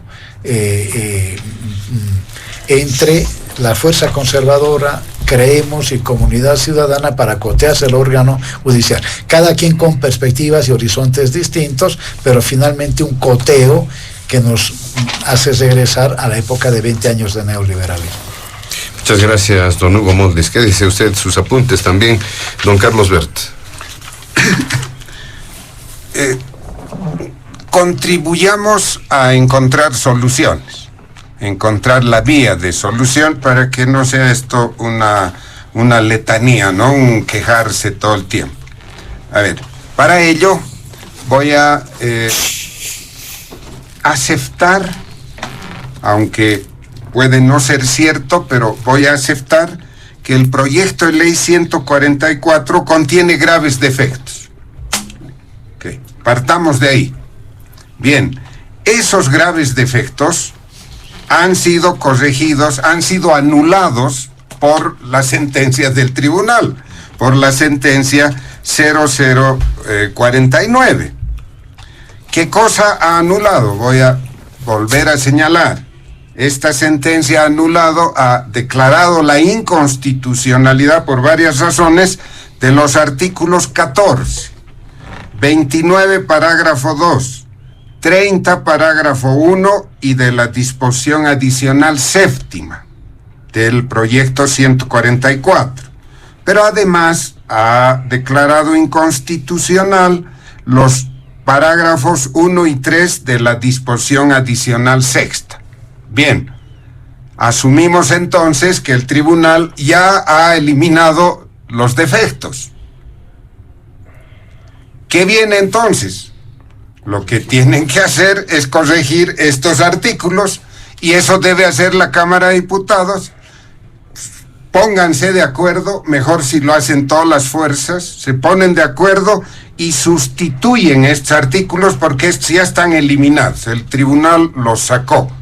Entonces tienen que redactar de nuevo, introducen las modificaciones y devuelven al Senado para que el Senado, como viene con una concertación, dé la aceptación de los cambios y punto, tenemos la ley. Así, en cuestión de una semana tenemos la ley, no más. Ahora, si esto no sucede, vamos a ir identificando quiénes están obstaculizando. Bien, pero no quiero anunciar falsas esperanzas para la población, porque es necesario también darle este otro input. Miren, son 130 diputados, son 36 senadores, por obra y gracia de esa resolución del Tribunal Constitucional, todo se aprueba por 2/3. Veamos qué se necesita. Mire, 2/3 del Senado son 25 de 36. Vamos a suponer, porque no es así, pero vamos a suponer que todos los senadores de oposición y todos los diputados de oposición, pese a sus diferencias y peleas internas, están por sacar adelante las elecciones. Vamos a suponer, es una hipótesis que puede no cumplirse. Bien, los opositores tienen 15 senadores. Por lo tanto, sobre esa base, para reunir los 2/3, necesitan alrededor de 10 senadores del MAS, que es lo que parece que consiguieron para aprobar el proyecto 144. Veamos ahora en diputados. Los 2/3 de diputados son 88 de 130. La oposición tiene 55 diputados. Requieren al menos 33 diputados del MAS, de un total, el MAS originalmente tenía 75 diputados. O sea, de estos 75, al menos 33 deben comprometerse con la solución. Este es el escollo. ¿Cómo estará dividida? No tengo la información, la bancada masista en la Cámara Baja. Pero 33 diputados masistas que hagan 2/3 es muy, muy complicado, difícil de hacer. Y si a ello sumamos el prebendalismo, la corrupción, mediante las cuales algunos parlamentarios de la oposición están en otras actitudes, comenzamos a entender por qué esto está trabado y cómo se está manejando esta Asamblea Legislativa. Bien, está diseñada la vía de la solución, parece ágil y solo falta que los actores se quiten el antifaz, como dicen en Santa Cruz, que pelen la capucha, ¿no? Que muestren en qué realmente están.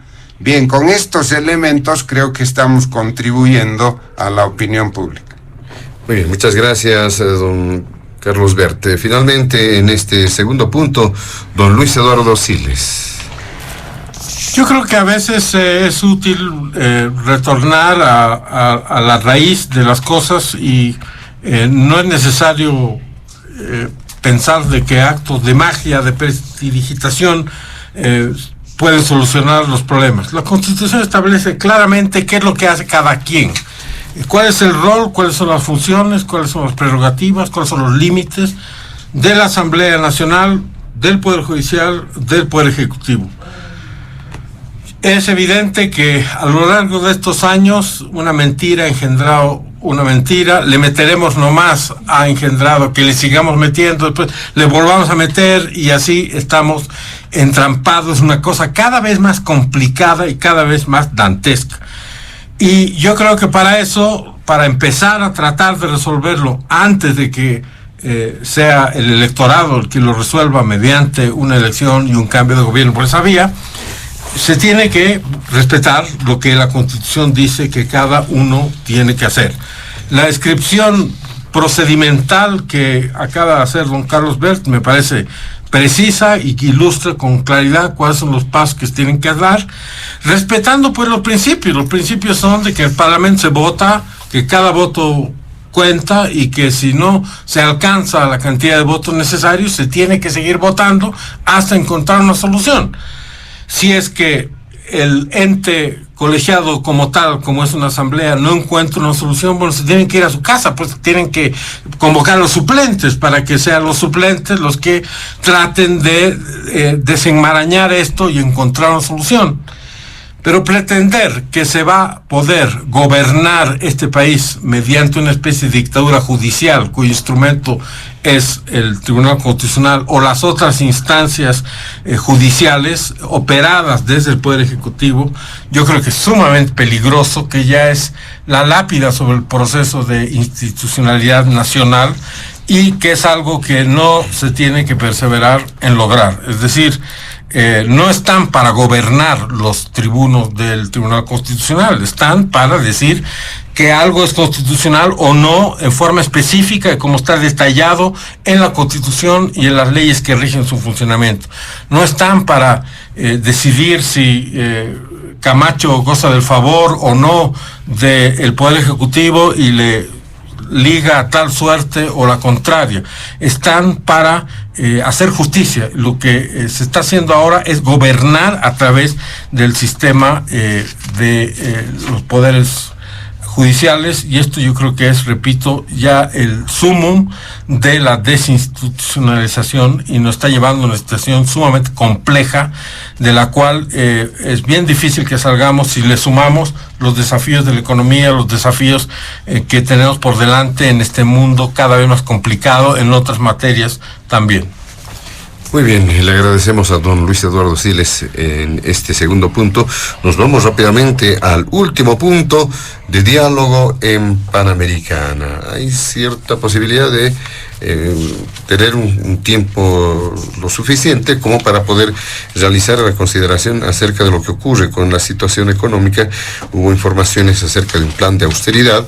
Esto ha sido considerado por sectores críticos, opositores y también analistas de que se evidencia una situación negativa en materia económica, aunque autoridades han manifestado que esa instructiva tiene, es decir, se la emite anualmente, salvo un recordatorio que tienen que cumplir distintas instituciones públicas. Por la premura del tiempo, entre 6 a 7 minutos a lo sumo, don Hugo Moldis, empezamos con usted. Sí, a ver, el plan de austeridad, en realidad ya se lo mencionó los 2 pasados años.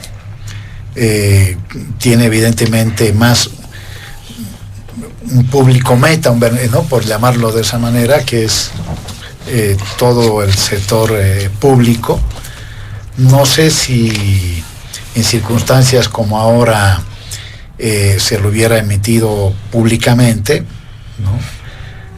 Porque el valor que tiene es para los de adentro, y hay otros mecanismos que tiene el Estado, desde que disponen los gobiernos, para que se lleve adelante ahorros en varios aspectos que plantea, ¿no es cierto?, el plan de austeridad: el consumo de celulares, de combustible, transporte, viático, prensa, etcétera, etcétera, ¿no?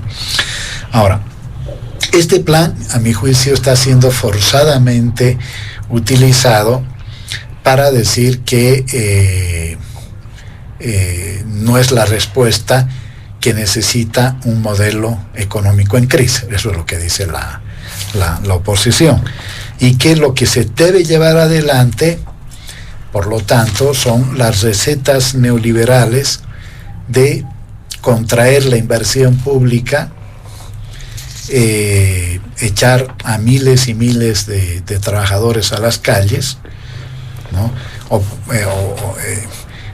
Está claro, con los grandes efectos sobre el funcionamiento de la economía, la tasa de desempleo, en fin, y transnacionalizar nuestra economía. Les falta decir eso, ¿no? Es decir, la receta neoliberal a la crisis siempre es en contra de los intereses populares, en contra de los intereses nacionales. Ahora bien, yo vuelvo a sostener que es un despropósito hablar de crisis. Si algo está manteniendo el comportamiento de la economía, pero también incluso de la reproducción de la propia política boliviana y de la democracia, es el modelo boliviano, en las condiciones de la pospandemia. Ya el mundo estaba en una crisis cíclica del capitalismo desde el año 2008, volvió nuevamente el 2011, ¿no? Las crisis capitalistas son cíclicas y cada vez más cercanas las unas de las otras, y esta no ha sido resuelto en el mundo, ¿no? A pesar de los miles de millones de dólares que se inyectaron a través de la Unión Europea y los Estados Unidos a sus economías para reconstruirlas durante la pandemia y después de la pandemia, hoy tenemos grandes problemas de producción, de inflación y obviamente de desigualdad social. La respuesta boliviana a esa crisis del capitalismo no ha sido apelar a la receta neoliberal, sino todo lo contrario. Por ejemplo, para este 2024 se anuncia un crecimiento del PIB del 3.71%, ¿no? Que es ciertamente una meta superior a la que establecen los propios organismos internacionales, una inflación del 3.60%, que seguirá ubicando a Bolivia entre los países con menor inflación en América Latina. ¿Y dónde está la clave? Porque no es magia, es la inversión pública. La inversión pública, a pesar de que hay menos ingresos por la exportación de gas, producción y exportación de gas, a pesar de que la agroindustria genera miles de millones de dólares, pero que no utilicen, como lo hacen incluso en otros países con gobierno neoliberal, el Banco Central para meter y para sacar sus dólares. A pesar de que el oro sigue saliendo más de contrabando que legalmente, a pesar de eso, hay una inversión pública prevista de 4.274 millones para este año. Y esos 4.274, ¿de dónde van a venir? Por un lado, evidentemente, de crédito, ¿no? Y tener crédito no es una mala palabra. De hecho, Estados Unidos es el país más súper endeudado que existe en el planeta, ¿no? Segundo, de los resultados del proceso de industrialización, yo diría de corto plazo, que está llevando adelante el presidente Arce, más de 150 plantas de transformación de diversa naturaleza, ¿no? Es lo que en el pasado se llamaba construir la economía de base ancha, ¿no? Es decir, para no depender de un solo producto, y de los iniciales resultados del proceso de industrialización del litio, que implica inversión. Se han firmado ya, ¿no es cierto?, convenios, 2 con una empresa china, con CITEC todavía 1, 2 con los rusos, y tengo entendido que se abre, ¿no?, desde principios del próximo mes, una segunda convocatoria para captar el interés y la inversión de otras compañías del mundo. Entonces, ahí está, ¿no? Y la producción. La producción que viene por la vía de los convenios, y esos convenios determinan las plantas piloto, ¿no? Entonces, hasta ahí podemos avisorar que de crisis, el modelo boliviano tiene 2 componentes. El primero, la exportación de materias primas. El segundo, la dinámica del mercado interno. Ante el descenso de la exportación de gas, ¿qué es lo que le está dando vitalidad al modelo boliviano? La demanda interna, ¿sí? Es fundamental. Cuando uno ve los cuadros, se da cuenta la importancia que tiene la dinámica interna. Solo basta con salir a la calle, entrar a los restaurantes, etcétera, y ver, ¿no es cierto?, de que el ambiente de incertidumbre no existe, o por lo menos no se nota. Así que mayores exportaciones, mayor inversión, mayor crecimiento del PIB, más baja inflación, creo que son los elementos que nos demuestran más bien la vigencia del modelo económico boliviano. Muy bien, muchas gracias, don Hugo Moldis. Don Carlos Bert, de este último punto del programa. Hugo ha introducido el tema del modelo económico, su agotamiento o su potabilidad. Lamentablemente no puedo entrar a este tema porque se necesitan varios minutos para demostrar precisamente lo contrario que hemos hecho en otras oportunidades. Dejando esta aclaración en mesa y ojalá la posibilidad de analizar esto en otro programa, me voy a abocar exclusivamente a la llamada, comillas, política de austeridad. Esta política ha salido con el comunicado 001-2024. Ni siquiera es un decreto, es un comunicado del Ministerio de Economía y Finanzas Públicas. Y instruye la reducción de viáticos y gastos en los siguientes bienes y servicios: imprenta, publicidad. Quiero ver si Arce Catacora reduce la publicidad que tiene en los medios. Pasajes, activos fijos, equipos de oficina, computadores. Hay que reducir en estos ítems. Uso de vehículos y solo para fines oficiales. Compra o alquiler de bienes inmuebles, telefonía celular y solo para funcionarios de primer y segundo nivel. Bien, Orondo, el ministro de Economía, declara y dice: con esta política de austeridad vamos a ahorrar 1.100 millones de bolivianos. lo ha dicho en rueda de prensa. Es decir, 160 millones de dólares aproximadamente. Bien, a esta política de austeridad, entre comillas, le hago 3 cuestionamientos iniciales. Primero, la mal llamada política de austeridad no incluye reducción de salarios. ¿Por qué? ¿Para qué se implanta una política de austeridad? Esto se da cuando el Tesoro General tiene menos recursos de los necesarios y entonces hay que bajar gastos para tratar de equilibrar las finanzas públicas. ¿Por qué no bajan salarios? Pero, ¿de qué estamos hablando? He escogido solo 4 ejemplos. Los ministros ganan 21.500 bolivianos mensuales. Estoy usando la escala de 2023. Este año seguramente se van a aumentar. Ojalá no lo hagan, ¿no? Sean respetuosos de su política de austeridad. Los viceministros ganan 20.800. Los directores generales, y estamos avanzando en cantidad de funcionarios, ganan 20.100. La audiencia debe estarse preguntando, ¿y por qué no hablan de los diputados y senadores? Sí, los he incluido.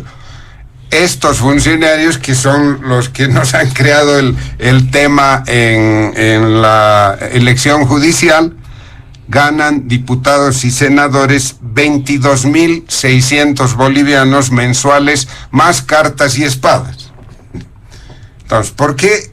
La pregunta es, ¿por qué no han incluido disminución salarial en esta política de austeridad? Por 2 razones. Por los conflictos internos en el MAS. Arce Catacora no va a disminuir sueldos a su base política interna. Si puede, les va a aumentar para tenerlos más contentos. Y porque la lógica electoral se apoderó del país. O sea, garantiza parte de su caudal electoral con los empleados públicos, que se dice, el Estado no publica la información precisa, que se dice pasan de los 500.000 empleados públicos. Bien, segundo cuestionamiento. La relación de esta política de austeridad con el déficit fiscal. Y solo voy a citar 3 añitos porque no tenemos mucho tiempo. 2021, déficit fiscal 25.900 millones de bolivianos, equivalentes a 4.600 millones de dólares. 2022, 22.500 millones de bolivianos, equivalentes a 3.200 millones de dólares. 2023, 24.000 millones de déficit, equivalentes a 3.400 millones de dólares. Y el gobierno quiere ahorrar 1.100 millones de bolivianos. O sea, por favor, esta política de austeridad, podemos decirlo sin lugar a dudas, no pasa de ser un minúsculo rasguño al grave problema del prolongado déficit fiscal. Es una impostura más del régimen masista de evistas y arcistas, corresponsables de la delicada y riesgosa situación económica en la que se encuentra el país. Y tercer cuestionamiento. Veamos muy rápido el gasto corriente y ahí termino. Lo hago muy breve. El gasto corriente es la suma de los grupos presupuestarios 10.000, 20.000 y 30.000. 10.000 es sueldos y salarios, ¿no? Servicios personales. Voy a dar ese primer dato. Miren, en 2005, el primer presupuesto de Evo Morales, el grupo presupuestario 10.000, sueldos y salarios y sus derivados, representaban 3.963 millones de bolivianos, cifras redondas. ¿Saben cuánto representó en 2023? 33.890 millones de bolivianos. Han saltado en sus 18 años de 3.900 a 33.900. Ahora, hagamos el ejercicio. Solo reduciendo 10% de este salario, de este gasto, ahorraban 3.900. Y no simplemente 1.100. ¿Por qué no incluyen? ¿Por qué les falta seriedad para hacer esto? Ya no quiero entrar a los datos completos, pero aquí se demuestra que en efecto esta política es más bien simbólica para tratar de simular que se está ahorrando plata, porque, y termino, es verdad, la inversión pública la financian cada año, la programan, la presupuestan, ¿no? Ponen en el presupuesto montos de 4.000, 5.000 millones de dólares. Pero vemos en diciembre la ejecución presupuestaria y no llegan a 2.000 millones, 2.200, 1.800 millones. En realidad usan los datos de la inversión pública para simular que aquí hay un ejercicio presupuestario y bonanza. Bien, esas son mis observaciones a la llamada política de austeridad. Muy bien, muchas gracias, don Carlos Bert. Para finalizar, don Luis Eduardo Siles, en este último punto del programa. Difícil resumir estos temas en los breves minutos que nos quedan, pero primero a nivel de la economía, la verdad la milanesa aquí es que del 2006 al 2014, producto de lo que se sembró antes del sistema neoliberal que tanto denosta nuestro amigo Hugo, producto de eso el gobierno del MAS tuvo 55.000 millones de dólares para gastar y hoy en día de eso no queda absolutamente nada. No queda ni el gas que produjo esos 55.000 millones de dólares, sino museos, edificios, elefantes azules, etcétera. Desde el 2015 se ingresó en un periodo que los economistas han denominado la post-bonanza, es decir, la bonanza que hubo del 2006 al 2014 acabó el 2015. Pero por las razones políticas que ha explicado Carlos, no toma nota el gobierno y el Estado de eso, porque no puede poner pues en tela de juicio la situación de su propia gente. Y cuando se llena la boca hablando de la inversión pública es para que estén bien ellos, para que puedan tener fuentes de trabajo e ingresos los que están en el gobierno, los que son militantes del movimiento al socialismo, y ahí no hay distinción si de una facción o de la otra facción, ahí se reparten las pegas absolutamente todos, y les es indiferente el estado de la población en su conjunto, el hecho de que seamos el país con mayor informalidad en el mundo, de que no hay reservas internacionales, de que dicen las inversiones, las inversiones del Estado, la inversión pública, 80% del PIB, del 2006 al 2022, la inversión privada ha bajado a menos 0.3%, es decir, aquí ya nadie invierte en el rubro privado. Es un modelo que perjudica los recursos y las inversiones. Y cito cifras de mi amigo Joshua Bellot: el gasto público del 2006 al 2022 aumentó en un 11% en total, y el consumo de los hogares en promedio bajó menos 1.2%. Entonces, aquí un modelo que nos ha dejado sin gas, sin dólares, sin reservas internacionales, no es un modelo que pueda decirse resultó, es un modelo que fracasó, y todos los bolivianos lo sienten cuando van al mercado. Esas cifras, por favor, de inflación, 3% de inflación, no basta ir al supermercado, yo mismo voy y veo que es un escándalo lo que han subido los productos, sobre todo los que tengan un componente extranjero para el cual se necesitan dólares, no hay dólares, entonces las cosas suben, los medicamentos, etcétera. Austeridad sería pues reducir funcionarios públicos innecesarios. La gente, 550,000 personas trabajan para el Estado. Esa es la base política del MAS, es lo que no quieren reducir, porque es lo que están usufructuando, están pasando la bomba ellos, pues los que están en el Estado, los que están en el gobierno, no el resto de la gente. Cerrar las empresas públicas deficitarias, eso sería austeridad. ¿Por qué tenemos que seguir perdiendo plata en empresas que pierden recursos y que solo sirven para que trabaje en la empresa? Y también deberíamos dejar de financiar medios de comunicación por razones políticas. Eso sería sería austeridad. Entonces, cuando vemos lo que ha ocurrido en la Argentina, por ejemplo, vemos que el señor Milei le tiró 30% de reducción del gasto público argentino. Eso es austeridad. Cuando lo vemos viajando en un avión de línea comercial, entonces está mostrando, digamos, de que tiene esa intención, que todos los argentinos del aparato estatal de allá hagan lo mismo. Entonces, esta austeridad no pasa de ser un saludo a la bandera, un acto de demagogia política que no se traduce en cosas concretas y que no repercute, las cifras ya han sido dadas, efectivamente en permitir que el Estado ahorre y que dejemos de despilfarrar el dinero.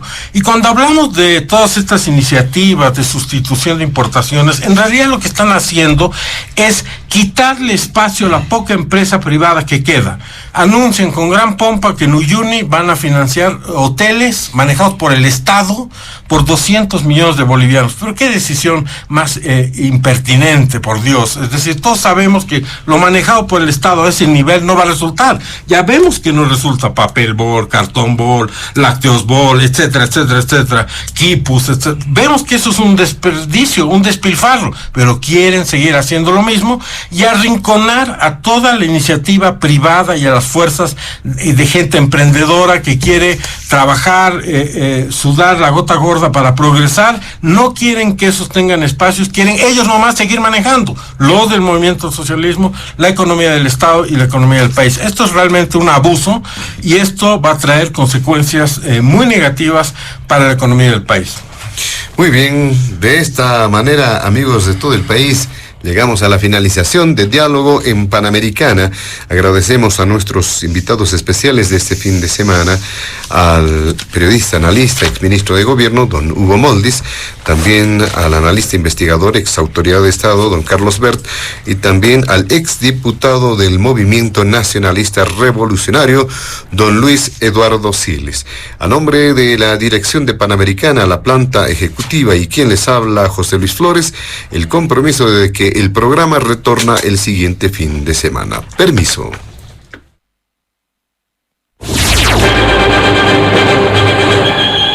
Diálogo en Panamericana.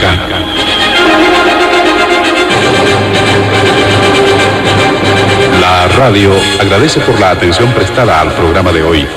Les invitamos a la próxima entrega del Departamento Periodístico de Panamericana, cuando anunciemos.